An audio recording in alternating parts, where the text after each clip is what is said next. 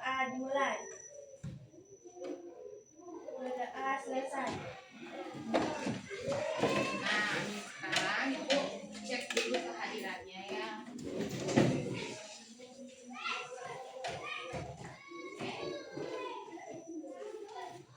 Dengar namanya, yang Ibu panggil silakan menjawab. Esok Lawan, Hadir. Komangudi, Hadir. Komang Chandra, Komang Hendra, Hadir. Dwi Ananda, Hadir. Nimade Ayu, Oktawardan, Komang Suku. Nah, sekarang kita lanjut ya. Jadi sebelum kita memulai pembelajaran, Ibu mau nyampein dulu apa sih tujuan pembelajaran kita hari ini. Jadi tujuan pembelajaran kita setelah kita belajar sebentar, setelah selesai pelajaran diharapkan peserta didik mampu mengembangkan pemikiran komputasional dasar melalui aktivitas unplugged dengan baik. Kemudian yang kedua, peserta didik dapat mengenali konsep dasar algoritma, urutan, klasifikasi, dan representasi data dalam konteks masalah sehari-hari. Yang terakhir, peserta didik dapat mengembangkan kemampuan pemecahan masalah secara sistematis dan logis ya.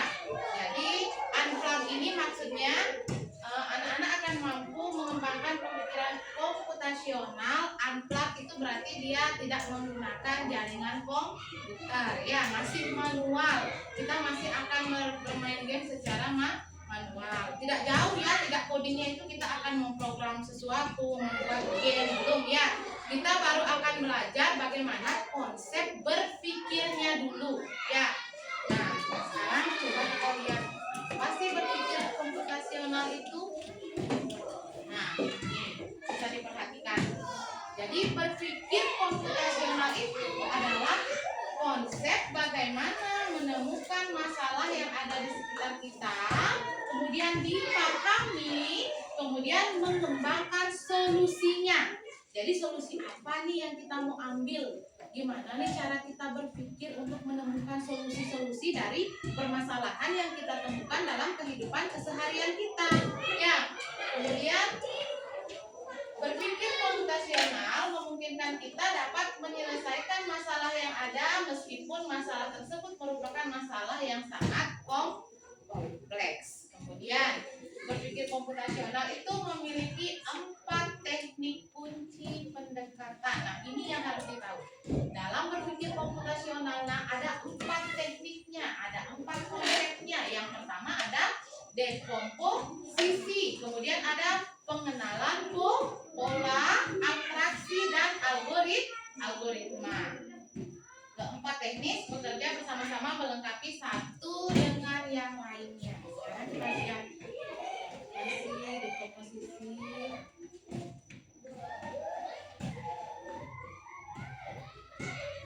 Nah, ini sudah ada pengertiannya. Dekomposisi adalah pendekatan dengan memecah masalah besar dan kompleks menjadi masalah yang lebih kecil dan lebih sederhana sehingga mudah dikelola dan dipahami. Kemudian dicari solusinya.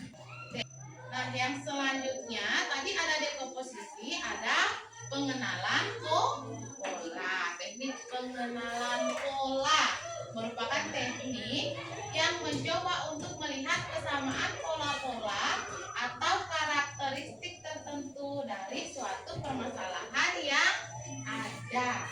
Sebentar Ibu kasih gamenya ya. Bagaimana sih kita menyusun pola, kemudian bagaimana sih kita mendekomposisi, kemudian ada abstraksi. Abstraksi adalah teknik untuk menemukan informasi yang penting dan informasi yang tidak relevan. Itu abstraksi. Artinya memilah mana nih informasi yang penting, mana nih informasi yang cocok, dan mana informasi yang tidak cocok. Itu dinamakan abstraksi, pemilahan informasi yang relevan dan tidak relevan. Kemudian yang terakhir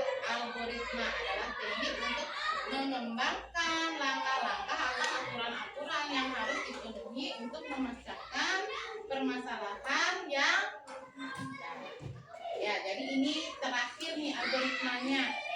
Teknik apa yang akan kita kembangkan untuk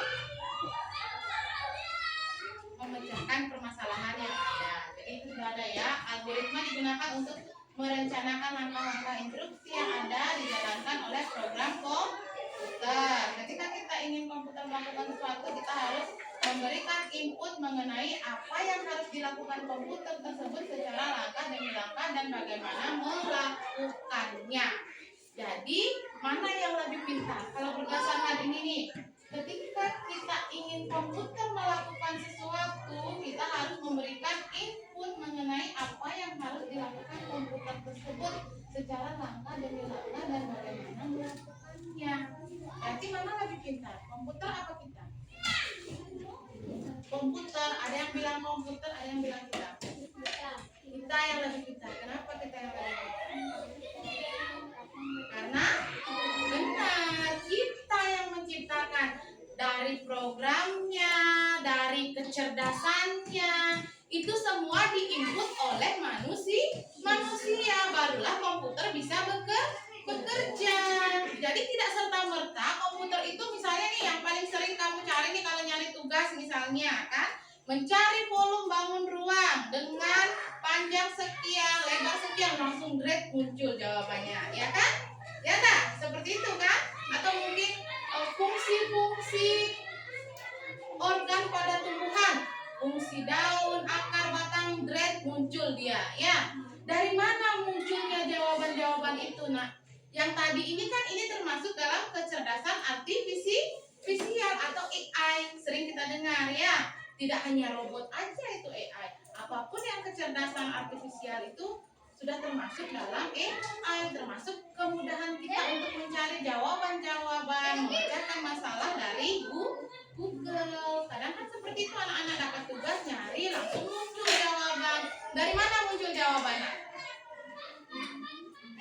Dari komputer. Iya benar, dari komputer. Tapi jawaban itu sebelumnya yang menginput adalah kita manusia. Diprogram dulu komputernya. Dari komputer itu sudah mempunyai jawaban-jawaban. Dia sudah merekam terlebih dahulu. Ketika kita masukkan kata kunci, fungsi akar, maka dia akan mengeluarkan apa sih fungsi akar. Ketika kita lihat ketik lagi fungsi daun, dia mengeluarkan apa sih fungsi daun, seperti itu ya. Jadi yang memasukkan itu, yang memasukkan kode, yang memasukkan instruksinya itu adalah kita, ya. Barulah bisa komputer bekerja. Nah, seperti ini. Ketika kita memasukkan kode nih, misalnya kita mau menunjuk arah nih di komputer, berarti kita masukkan kode. Misalnya kalau mulai dia pakai kode persegi 4 panjang, itu sudah ada kegunaannya, digunakan untuk memulai dan mengakhiri proses. Berarti ini dia termasuk dalam pengkodean di komputer ya. Kan kita ada kode-kode di komputer, kita masukkan segi 4 itu sebagai kode yang harus diingat oleh komputer, bahwa ketika kode ini ditekan atau kode ini keluar, berarti instruksinya adalah berhenti atau mengakhiri proses. Pasti yang mau tolong ikut jadi robot pintar satu orang? Siapa? Jadi robot aja. Robot itu tidak bisa bergerak ketika tidak ada instruksi. Apa itu instruksi, nak? Perintah, benar ya. Instruksi itu adalah perintah. Jadi kalau robotnya diam aja, tidak ada instruksi, dia tidak akan bergerak. Siapa instruksinya? Siapa yang akan memberi instruksi? Iya, manusia atau teman-teman yang lain. Anggap saja teman-teman yang lain ini sebagai remote control dari robotnya. Nah, sekarang kita mau lihat bagaimana sih kecerdasan artifisial itu bekerja seperti itu. Ibu mau kasih lihat nih, siapa yang mau jadi robot? Satu orang. Nah, setiap orang atau setiap teman-teman yang menjadi remote control bebas nih mau ngasih instruksi apa aja ke robotnya. Ini robot pintar ya, jadi dia diinstruksikan apa saja bisa.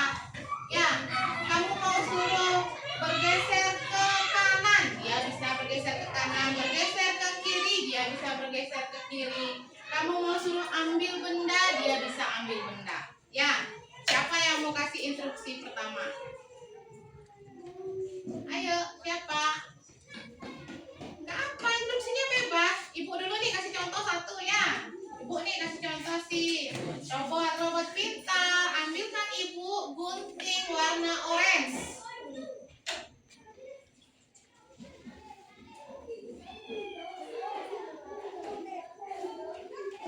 Itu dia pintar, dia bisa mengerjakan apapun yang kita perintahkan. Siapa lagi yang mau kasih perintah? Ya, apa? Oh, pintar katanya ngambil buku.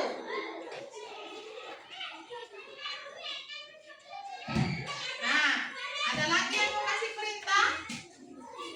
Robot ini pintar, dia bisa apa saja. Ada lagi, nak?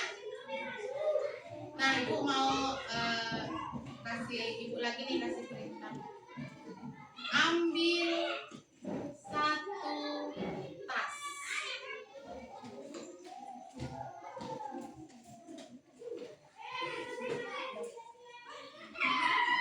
Pintar kan ya? Disuruh apa saja dia bisa. Nah, sekarang lihat. Dia ngambil tas. Tapi dia bingung tasnya mau dibawa kemana. Ya enggak? Apa yang salah? Iya, karena belum dikasih instruksi harus ditaruh di mana tasnya. Artinya apa, nak? Instruksi kita tidak jelas. Jadi begitu juga komputer. Ketika kamu memprogram sesuatu pada komputer, instruksimu tidak jelas, pengkodean yang kamu masukkan tidak jelas, maka dia tidak akan menghasilkan informasi yang benar atau jelas. Seperti itu. Jadi kuncinya kode-kode, informasi, instruksi yang kita input itu harus benar agar AI itu bisa bekerja dengan baik. Jadi kalau tidak, dia akan kebingungan robotnya ini. Dia tidak diprogram untuk langsung mengetahui nih ketika disuruh ambil mau diletakkan di mana. Dia tidak akan tahu. Jadi kita harus instruksinya harus jelas. Misalnya remote-nya harus jelas. Ambil tasnya, letakkan di meja ibu guru. Nah, dia tahu. Kalau enggak dia akan bingung setelah memegang tas dia harus ngapain, ya kan? Jadi seperti itu komputer bekerja. Dia bisa bekerja mengeluarkan informasi yang benar ketika kita menginput instruksi yang benar. Kasih tepuk tangan dulu sama robot pintarnya. Sekarang aku masih jadi robot ya. Nah, sekarang kita lanjut lagi.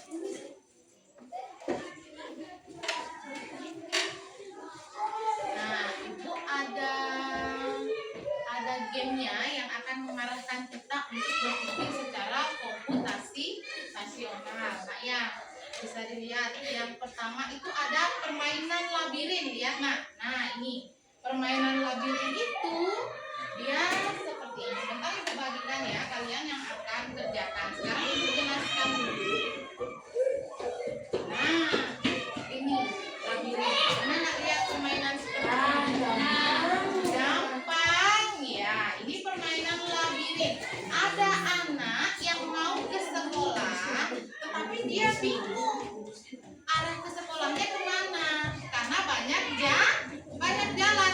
Jadi tugasnya kalian sebentar dari labirin ini adalah menginstruksikan kepada anak ini dia arahnya harus kemana. Apakah dia ini kan jalan masuknya nih, apakah dia maju dulu, kemudian ke kanan, kemudian ke kiri, ke atas, ke bawah, atau bagaimana. Itu tugasnya kalian untuk memberi instruksi yang benar. Ketika instruksinya salah, maka anak ini tidak akan sampai ke sekolah, tapi dia akan tersesat ya. Itu yang pertama. Ini labirin. Nah, ini coba dilihat. Permainan labirin itu mengenal konsep algoritma dan urutan. Jadi urutan dia kemana dulu nih? Apa ke atas dulu, ke kanan dulu, ke kiri dulu, atau ke bawah dulu ya.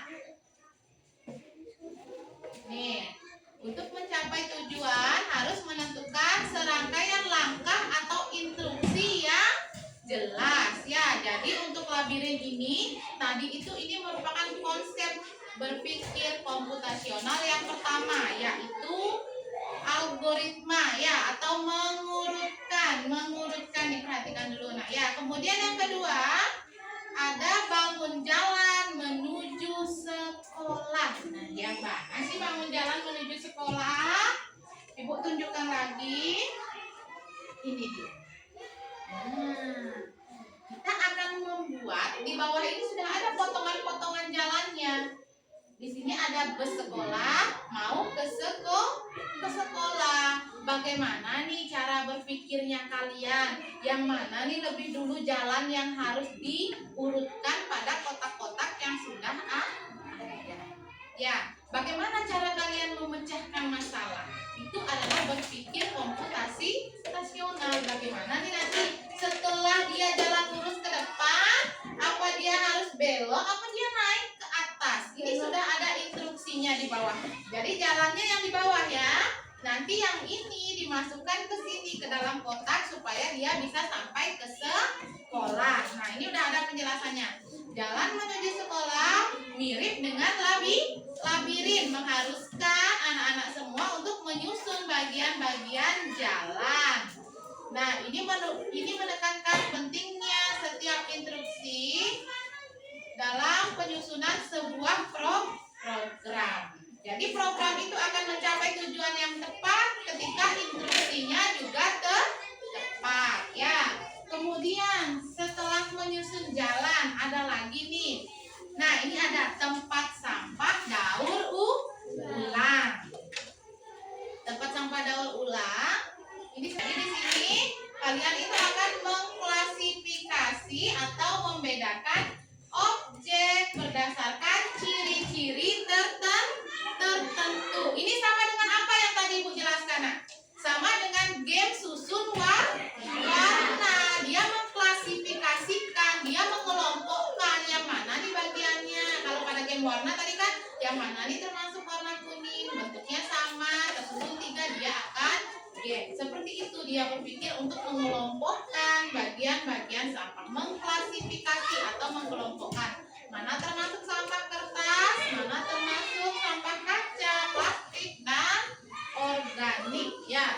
Jadi semua game ini menuntut kita untuk berpikir secara komputasional, memerintahkan otak kita gimana nih berpikir untuk memecahkan suatu masalah secara terstruktur, secara sistematis ya. Nah, yang ini lagi ada kode warna. Nah, yang mana kode warna? Seperti ini. Nah, ini kode warna. Di sini ada beberapa warna yang kita bukan beberapa warna ya. Di sini ada beberapa angka yang kita rubah kodenya menjadi warna. Misalnya di sini angka 1 itu warna ungu, 2 itu orange, 3 itu hijau dan seterusnya. Jadi ketika ada perintah nanti seperti ini, perintah yang pertama kan 386481. Berarti kalian harus mengarahkan garisnya sesuai dengan angka yang diminta. Tapi yang kita gerakkan di kode warnanya. Berarti harus ingat, ini bergerak dari 3. 3 itu tadi warna hijau, berarti dia bergerak dari hijau. Kemudian ada 8. 8 itu adalah abu-abu, berarti dari hijau dia ke abu-abu bergeraknya ya.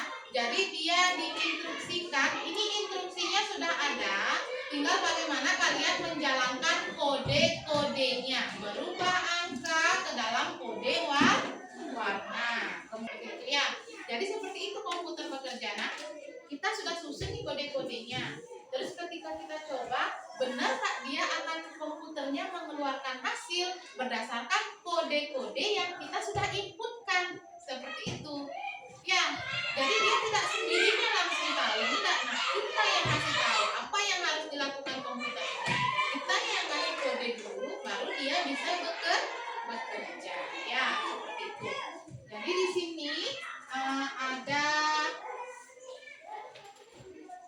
4 tadi ya, masing-masing kelompok dapat 4 tugas untuk menyelesaikan permasalahannya. Ada pengkodean, labirin, menyusun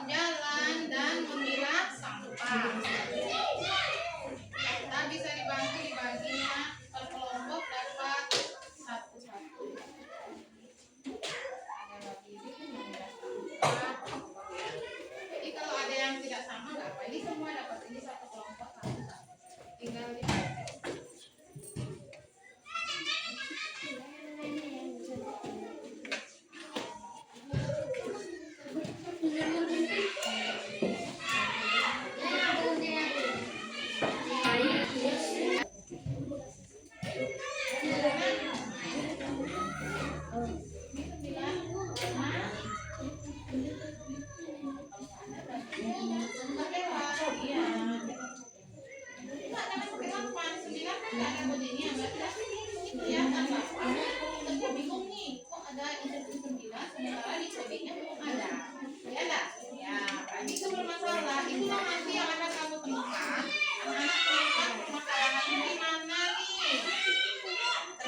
kodenya tidak sesuai, instruksinya tidak sesuai dengan kode-kode yang sudah diinputkan seperti itu.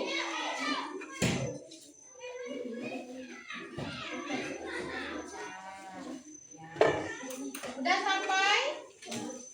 Itu dia di labirin itu kan kamu mengurutkan arahnya kemana dulu. Berarti kamu misalnya nih arahnya dari sini ke depan dulu, ke bawah, terus ke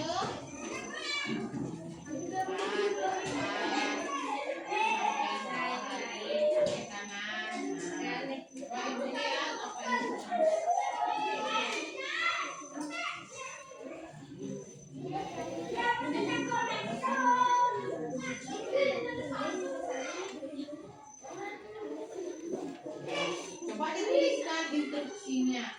Di permainan labirin itu anak-anak tulis instruksinya. Boleh, yang bawa gunting boleh. Ya.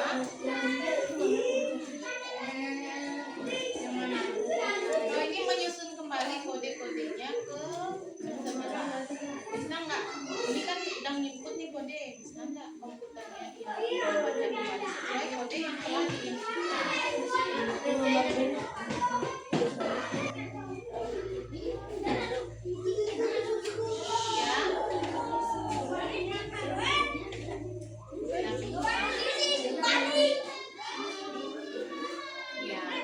Berarti apa yang salah? Apa yang salah? Apa yang salah? Pengkodean yang kita input itu kurang, sehingga instruksi yang diberikan ini tidak bisa dijalankan. Ya, nah, kita memasukkan baru sampai ke 8, sehingga nanti kalau ada kode 9 yang masuk tidak bisa bekerja karena kita belum memasukkan kode warna untuk angka 10. Maka ini kegagalan ya, itu kegagalan dari pengkodean ya. Berarti pada nomor berapa ini? Yang kelima, pengkodeannya tidak bisa dilakukan. Dengan alasan apa? Itu disiapkan juga alasannya ya, karena sebentar akan dipresentasikan. Bagaimana nih prosesnya?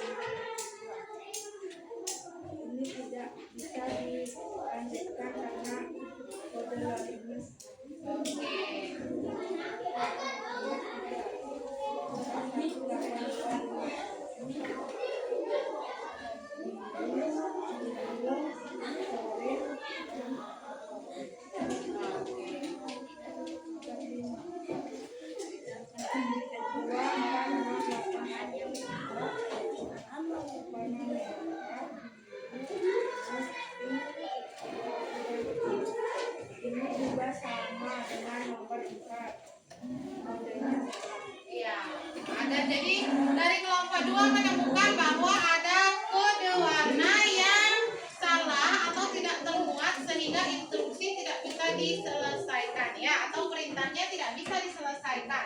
Ya, lanjut. Bangun jalan menuju sekolah. Bangun jalan menuju sekolah. Ya, silakan. Ya, ini ya, bangun jalan menuju sekolah. Ya. Boleh dijelaskan ke kertas, boleh yang di papan. Pertama, bus akan berjalan lurus. Ya, kemudian Kemudian belok ke kanan. Bus lurus dan belok ke kanan. ya, Lalu ini belok ke kiri. sampai di sekolah. Ya. Nah, silakan bisa diperlihatkan ya. Jadi ini gambar busnya yang sudah jadi ya, sudah diarahkan sesuai busnya untuk sampai di sekolah. Selanjutnya tempat sampah daur ulang. Ya, silakan dijelaskan. Ini ada tong sampah, ini ada tong sampah kertas padat, kertas koran, sama komik. Di Ya. sini juga ada tempat sampah plastik, ada botol bekas, plastik dan minuman. Ya. Di sini juga ada tong sampah kaca, adanya pecahan kaca koin dan belantai.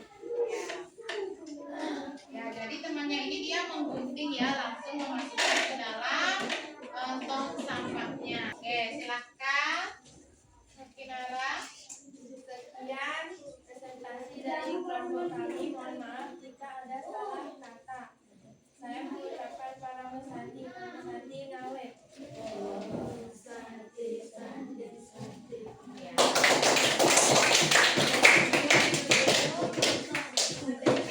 Nah, jadi sekarang sebelum ibu tutup, sebelum kita merefleksikan nih pembelajaran kita hari ini, kita mau menyanyi 7 kebiasaan anak Indonesia hebat dulu. Ayo, siapa yang pandu pertama biasanya? Langsung bersama-sama ya. 1, 2, 3.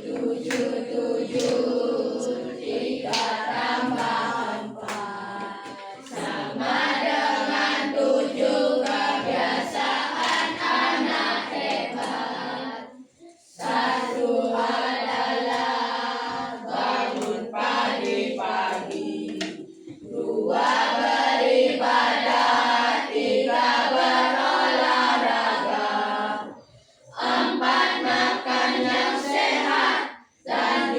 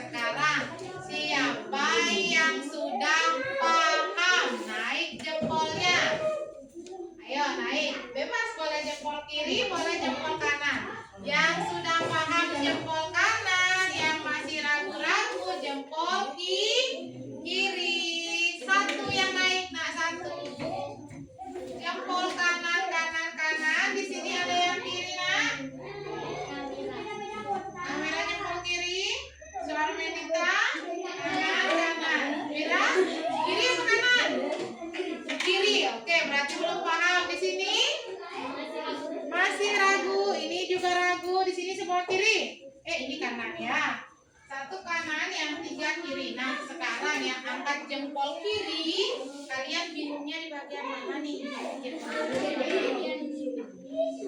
Hah? Bagian robot. Jadi berpikir, Ibu jelasin sedikit ya Ibu lagi. Berpikir komputasional itu adalah bagaimana kita berpikir secara terurut dan sistematis dalam menyelesaikan suatu masalah. Seperti tadi misalnya nih, untuk labirin yang Ibu kasih. Bagaimana kalian memberi instruksi, bagaimana tahapan, ini kan masalah nih. Masalahnya adalah bagaimana anak akan sampai ke sekolah. Berarti kita berpikir komputasionalnya nih, bagaimana instruksinya, jalannya sudah ada, tapi bagaimana kita memberi instruksi kepada anak agar anak ini tidak tersesat dan bisa sampai di sekolah dengan tepat. Ya, dia tidak tersesat dalam labirin jalan ini. Berarti instruksi yang kamu berikan yang pertama atau anak-anak diberikan pertama, berarti dia harus ke kanan, dia maju ke depan dulu, kemudian dia bergerak ke bawah, kemudian dia ke kanan, ke atas, ke kanan lagi, ke bawah, ke kanan lagi, kemudian ke atas, kemudian dia belok ke kiri, ke atas, ke kiri lagi, ke atas lagi, nanti sampai di sekolah. Itu anak-anak semua sudah berpikir secara komputasional, sudah menginstruksikan, sudah memecahkan masalah ini dengan menunjukkan arah. Kemudian ada lagi tadi yang pengkodean. Ini pengkodean. Ini bagaimana kita menginstruksikan, kalau pada komputer kita menginstruksikan, kita mengkodekan angka-angka ini menjadi sebuah warna. Artinya yang angka 1 dikodekan dengan warna ungu, angka 2 dikodekan dengan warna orange, 3 hijau dan seterusnya. Sehingga ada yang tidak bisa diselesaikan di sini. Soal yang keberapa yang tidak bisa diselesaikan? Nomor 3, yang ini ya. 1, perintahnya adalah mengarahkan kode-kode warnanya sesuai angka 1, 3, 5, 7, 8, 7, 9, dan 2. Tetapi dalam kode yang kita buat, kita tidak membuat kode warna untuk angka 9. Sehingga ini tidak bisa dijalankan perintahnya. Begitu juga dengan komputer. Ketika ada kode yang kurang, ada instruksi yang kurang, ada perintah yang kurang dalam komputer, dia tidak bisa menyelesaikan permasalahan kita dengan benar. Jadi harus benar kodenya, benar instruksinya yang kita inputkan, barulah bisa komputer bekerja dengan baik dan benar. Seperti itu ya. Nah, sekarang selanjutnya masih ada yang mau bertanya, nak? Tidak? Kalau tidak ada yang mau bertanya, ada tak yang bisa menyampaikan kembali? Sebagian kecil apa sih tadi yang sudah kita dapat saat belajar? Siapa yang bisa sampaikan kembali, nak? Misalnya nih, berpikir komputasional ada 4 konsep dasarnya, apa-apa saja tadi.